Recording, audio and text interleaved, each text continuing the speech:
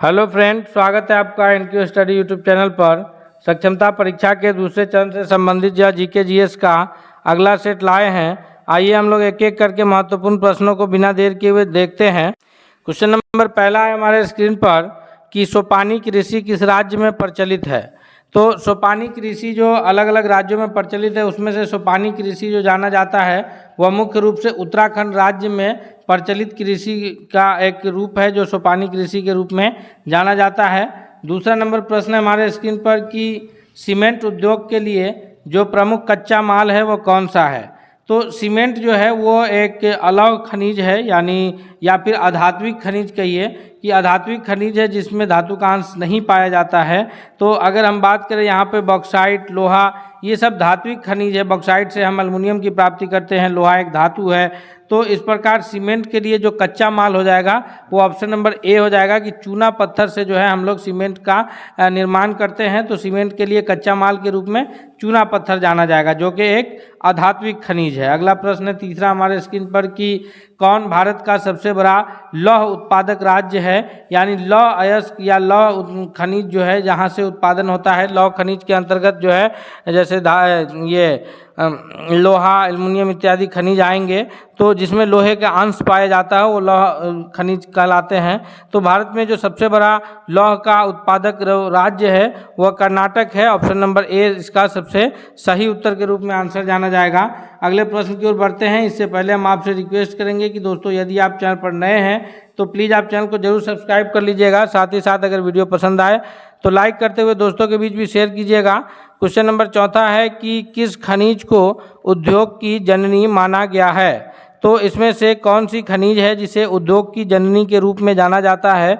तो इस प्रश्न का जो सबसे सही उत्तर हो जाएगा वह होगा कि जो लोहा है इसे उद्योग की जननी माना जाता है, क्योंकि अधिकांश उद्योग जो हैं वो लोहे पर आधारित उद्योग होते हैं। लोहे का इस्तेमाल करके अनेक प्रकार के मिश्र धातु से बने सामान बनाए जाते हैं, इसलिए लोहा को जो है वो उद्योग की जननी के रूप में जाना जाता है। नेक्स्ट क्वेश्चन है कि इसमें से कौन अधात्विक खनिज है, यानी इसमें से किस खनिज के अंदर धातु का कोई अंश नहीं पाया जाता है। तो अगर इसमें ध्यान से देखा जाए तो सोना है, चांदी है, टीन है, ये सभी धात्विक खनिज है, यानी इन सभी खनिजों के अंतर्गत जो है वो धातु के अंश पाए जाते हैं। लेकिन अभ्रक एक ऐसा खनिज है जो धात्विक खनिज नहीं है, अर्थात ऑप्शन नंबर सी इसके लिए सबसे सही उत्तर हो जाएगा कि यह एक अधात्विक खनिज है। क्वेश्चन नंबर छठा है हमारे स्क्रीन पर कि पानी से भरी डॉट लगी बोतल जमने पर टूट जाएगी क्यों। यानी अगर ये कोई बोतल पानी से भरी है और उसमें सील लगी है, डॉट लगी है, तो वह बर्फ़ जब जमेगा तो वो टूट जाएगी। ऐसा क्यों होगा? क्योंकि पानी जो है वो तीनों अवस्था में पाया जाता है। पदार्थ की जो तीन भौतिक अवस्थाएं हैं वो तीनों रूप में पानी पाया जाता है, चाहे वो ठोस अवस्था हो, ठोस के रूप में बर्फ़ के रूप में पानी जाना जाता है, द्रव अवस्था में पानी खुद है, और गैसीय अवस्था जैसे भाप जो है पानी की गैसीय अवस्था के रूप में पाया जाता है। तो इसलिए जो सही उत्तर हो जाएगा इस प्रश्न का कि पानी डाट लगी बोतल इसलिए टूट जाएगी क्योंकि जब उसका ये अवस्था चेंज होगा, वो द्रव से ठोस अवस्था में परिणत होगा, तो वहाँ पर उसका जो है ये बढ़ जाएगा। इस वजह से आयतन बढ़ने के कारण जो है वह टूट जाएगा, यानी पानी जमने पर जो है पानी का आयतन बढ़ जाता है, इसलिए वह टूट जाता है। अगला प्रश्न है, सातवां नंबर क्वेश्चन है हमारी स्क्रीन पर कि किसी रेडियो सक्रिय पदार्थ रेडियम का अर्ध आयु 1600 वर्ष है, तो कितने वर्षों के बाद रेडियो एक्टिव पदार्थ का 25% अंश बच जाएगा। तो इसके लिए जो कैलकुलेशन होगा ऑप्शन नंबर ए के रूप में सही उत्तर जाना जाएगा। मोती का मुख्य अवयव कौन सा है, यानी मोती हमें किस अवयव से प्राप्त होता है। तो मोती का जो मुख्य अवयव के रूप में जाना जाएगा वो कैल्शियम कार्बोनेट, यानी ऑप्शन नंबर ए इसका सबसे सही उत्तर के रूप में आंसर जाना जाएगा। नेक्स्ट प्रश्न है क्वेश्चन नंबर 9 है कि मोनोजाइट हम किसका अयस्क है, यानी मोनोजाइट से हमें कौन सी धातु की प्राप्ति होती है, कौन सी खनिज पदार्थ की प्राप्ति होती है। तो जिस प्रकार हेमेटाइट, मैग्नेटाइट से हमें लोहे की प्राप्ति होती है, बॉक्साइट से एल्युमिनियम की प्राप्ति होती है, क्यूपरसाइट से कॉपर की प्राप्ति होती है, उसी प्रकार मोनोजाइट से हमें थोरियम की प्राप्ति होती है। अर्थात 9वां नंबर प्रश्न का ऑप्शन नंबर बी जो है वह सबसे सही उत्तर के रूप में आंसर जाना जाएगा। नेक्स्ट प्रश्न है क्वेश्चन नंबर 10 है कि लोहे में यदि जंग लग जाए तो उसे रोकने के लिए कौन सी धातु का उपयोग किया जाता है? तो लोहे की जंग को रोकने के लिए जो सबसे अधिक प्रयोग में लाया जाता है, इसका सही उत्तर के रूप में ऑप्शन नंबर ए जाना जाएगा कि जिंक का प्रयोग लोहे में लगी जंग को रोकने के लिए किया जाता है। नेक्स्ट क्वेश्चन है, क्वेश्चन नंबर 11 है कि भारी जल का रासायनिक फार्मूला क्या है? तो जो भारी जल है H2O होगा, D2O होगा, या H2CO3 या H2S। तो जो सामान्य जल है हम सभी जानते हैं कि वह एक यौगिक है, उसका रासायनिक फार्मूला H2O है, यानी हाइड्रोजन का 2 परमाणु और ऑक्सीजन का 1 परमाणु मिलकर के एक सामान्य जल का यौगिक का निर्माण करता है। लेकिन यहाँ पर चूंकि भारी जल का रासायनिक फार्मूला पूछा जा रहा है, तो ऑप्शन नंबर बी हो जाएगा करेक्ट आंसर कि D2O यानी ड्यूटोरियम, जो कि हाइड्रोजन का ही समस्थानिक है, लेकिन द्रव्यमान जो है वह H2 के दुगुना होता है। हाइड्रोजन का समस्थानिक है लेकिन द्रव्यमान क्या होता है? H2 का दुगुना होता है, उसको ड्यूटोरियम के नाम से जाना जाता है। तो H2O ये जो है H2O सामान्य जल का रासायनिक फार्मूला है और D2O यह भारी जल का रासायनिक फार्मूला है, कंफ्यूज नहीं होइएगा। नेक्स्ट क्वेश्चन है, क्वेश्चन नंबर 12 है कि निम्नलिखित में से कौन सा सामान्य ताप पर ठोस अवस्था में रहता है? तो इसमें से क्लोरीन, ब्रोमीन, आयोडीन और फ्लोरीन, ये सभी बाकी इसमें से अधिकांश गैसीय अवस्था में रहते हैं, लेकिन इस श्रेणी का एक तत्व ऐसा है जो कि सामान्य ताप पर ठोस अवस्था में रहता है, तो वह तत्व कौन सा है? 12वां नंबर प्रश्न का सही उत्तर ऑप्शन नंबर सी जाना जाएगा कि वो आयोडीन तत्व है जो कि सामान्य ताप पर ठोस अवस्था में रहता है। और ये आयोडीन हम जो है ये साधारण नमक NaCl जो सोडियम क्लोराइड है उसके साथ अपने भोजन में लेते हैं, क्योंकि अगर ये आयोडीन की कमी अगर हमारे शरीर में होती है तो इससे हमारे शरीर में घेघा रोग उत्पन्न होने का खतरा रहता है। तो आयोडीन का इस्तेमाल क्यों करते हैं? घेघा रोग से बचने के लिए, और ये सामान्य ताप पर ठोस अवस्था में रूम टेम्परेचर पर हमें मिल जाते हैं। नेक्स्ट सवाल है, क्वेश्चन नंबर 13 है कि छपाई में प्रयोग की जाने वाली स्याही निम्नलिखित में से किसके अपघटन से प्राप्त होता है? छपाई की जो स्याही है वह किसके अपघटन से प्राप्त होता है? तो इसका जो सही उत्तर है 13वां नंबर प्रश्न का ऑप्शन नंबर बी हो जाएगा कि यह मीथेन के अपघटन से हमें प्राप्त होता है। नेक्स्ट है कि यदि हवा का तापमान बढ़ जाता है तो उसकी जलवाष्प ग्रहण करने की क्षमता क्या होगी? यानी अगर हवा में तापमान बढ़ जाए तो उसकी जो जलवाष्प ग्रहण करने की जो क्षमता है, यानी वायु में जो पानी की मात्रा रहती है जिसको हम लोग जलवाष्प के रूप में जानते हैं, तो वो बढ़ जाती है, अर्थात ऑप्शन नंबर बी 14वां नंबर प्रश्न का सबसे सही उत्तर होगा। दोस्तों एक बार फिर आपसे रिक्वेस्ट है कि यदि आप हमारे चैनल पर नए हैं तो आप चैनल को सब्सक्राइब करके बेल आइकन को जरूर दबा लीजिएगा। साथ ही साथ यदि आपको वीडियो पसंद आ रहा है तो लाइक करते हुए दोस्तों के बीच शेयर कीजिए और कमेंट करके बताइए कि आपको वीडियो कैसा लगा। क्वेश्चन नंबर 15 है कि एटम में न्यूट्रॉन की खोज किसने की थी? तो एटम के मुख्य अवयव के रूप में 3 कण जाने जाते हैं, जिसमें इलेक्ट्रॉन, प्रोटॉन और न्यूट्रॉन होते हैं। ई से इलेक्ट्रॉन, पी से प्रोटॉन और एन से न्यूट्रॉन, याद रखिएगा। और इसमें जो भी कन्फ्यूजन होगा आपका आज दूर हो जाएगा कि एटम का जो है प्रोटॉन और न्यूट्रॉन ये दोनों जो है वह एटम के नाभिक में पाया जाता है, जबकि इलेक्ट्रॉन जो है वो एटम के कक्षा में पाया जाता है। एटम के कक्षा में पाया जाता है। इलेक्ट्रॉन की खोज जे थॉमसन ने किया था, प्रोटॉन की खोज गोल्डस्टीन महोदय ने किया था तथा न्यूट्रॉन की खोज जेम्स चैडविक महोदय ने किया था। ये याद रखिएगा, इलेक्ट्रॉन की खोज किसने किया था? J Thomson. प्रोटॉन की खोज गोल्डस्टीन और न्यूट्रॉन की खोज किसने किया था? तो जेम्स चैडविक महोदय ने, अर्थात 15वां नंबर प्रश्न का ऑप्शन नंबर बी सबसे सही उत्तर होगा। अगले प्रश्न की ओर बढ़ते हैं। क्वेश्चन नंबर 16 है कि खनिज क्या है? खनिज जो है वह द्रव है या फिर अकार्बनिक ठोस है या गैस है या उपर्युक्त सभी है? तो खनिज जो है वह एक तरह से अकार्बनिक ठोस, option number B correct answer हो जाएगा। नेक्स्ट है कि एक प्रकार के परमाणु निम्न में से किससे मिलता है? तो एक ही प्रकार का परमाणु किसमें पाया जाता है? एक ही प्रकार का परमाणु यौगिक या मिश्रण में तो पाया नहीं जाएगा, क्योंकि यौगिक जो है वह 2 या 2 से अधिक परमाणु के निश्चित अनुपात में मिलने से बनता है। मिश्रण जो है वो अनिश्चित अनुपात में कितना भी अधिक परमाणु मिल जाए तो बन जाता है।